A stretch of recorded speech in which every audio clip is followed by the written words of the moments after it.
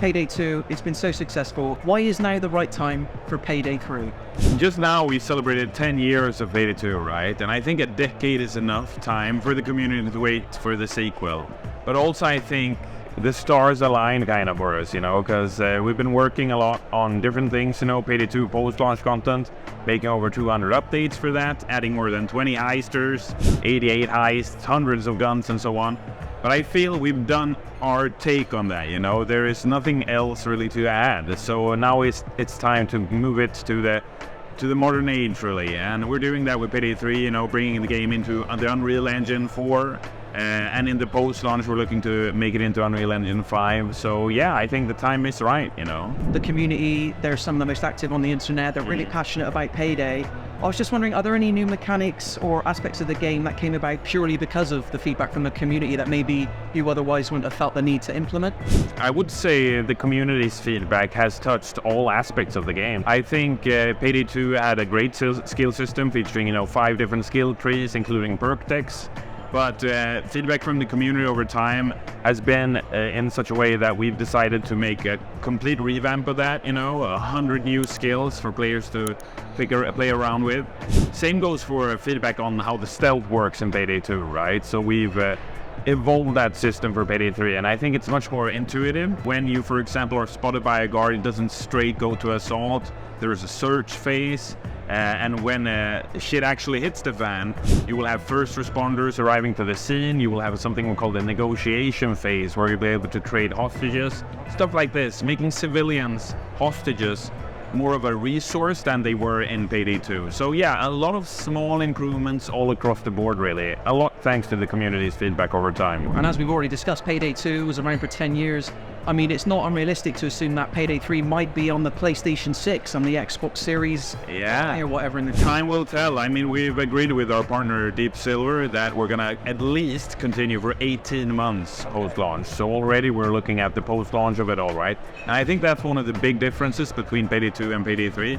We had no idea that we were gonna be developing Payday 2 for a decade, right? So we had to work as we went along. Whereas with Payday 3, we've been able to plan ahead properly, build a strong foundation that we can then act on over time. How do you plan on releasing these updates in the future? Is it a case of you buy the game, then you get everything, or is it paid for expansions later down the line? It's going to be a mix between paid and free content. I mean, we've had a very successful model with Payday 2, and I can't say exactly how we'll do it yet, but we definitely are going to do a mix of the two, right? Yeah. Obviously, for anybody who did finish Payday 2, complete the story, our 4 gang members, they obviously sort of sailed off into the sunset of sorts, and they kind of retired with their winnings. Can you talk a little bit about why they feel the need to come out of retirement for the events of Payday 3? I can't say exactly what the reason is why, but for whatever reason, which we're gonna find out, they had to go back to a life of crime, and that's how they ended up in New York City. And in New York City, they're gonna meet new friends, new foes. And one of the new friends is a character we call Mac, that is portrayed by Ice-T. And he is the contractor for the heist that you played, 99 boxes. Yeah, so. How did that relationship come about with Ice-T? Because I know he's dabbled a little bit in games before. Yeah. Dedicated his voice. Was he a fan of Payday before, or was it kind of thing where you introduced him and he liked the concept? He was, and he is, yeah. He's been playing Payday for years now. I think he started in 2015, so he's been a heister for a long time. And when we reached out to him, knowing this, asking him, would you like to, do a little something with us for Payday 3? He was like, yeah. And then it hit off great, and he's been such an interesting character to work with. He is very knowledgeable about games. I mean, he's a hardcore gamer, so I think he's had a lot of fun portraying the character of Mac, and I'm sure we're gonna see more of him down the line. Happy days, looking forward to that.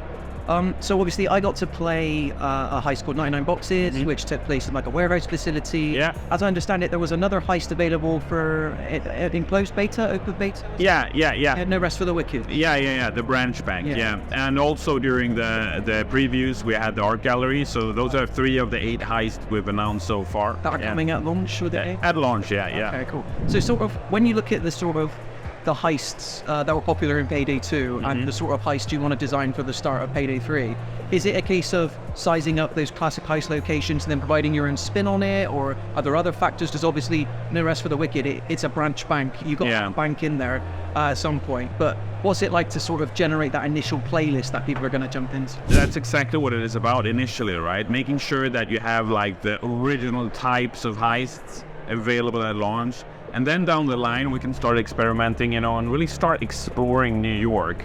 What kind of milieux are there? What kind of atmospheres around New York can we tie the Payday gang to? And we'll see exactly what that'll be. I mean, we haven't announced the post-launch yet, but we are working on it. And then over time, the Payday gang loves to travel, so we'll see where they head off.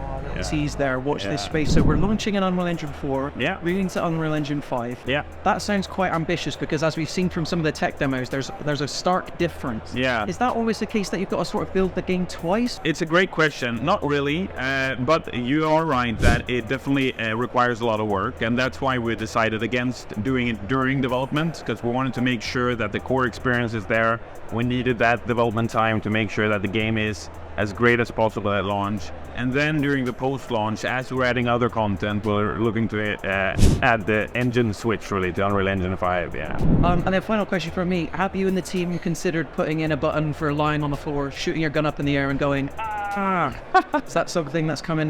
Well, it's going down my notes now for sure, yeah. Give us a reminder, Emil, of when the game is launching and what platforms it's coming on. Payday 3 is coming on September 21st, and it's on early access on the 18th if you buy the silver or gold edition, so check that out. And that's coming PS5, Xbox? Yeah, Generation 9, Xbox and PlayStation, PC, Steam, and Epic Games Store.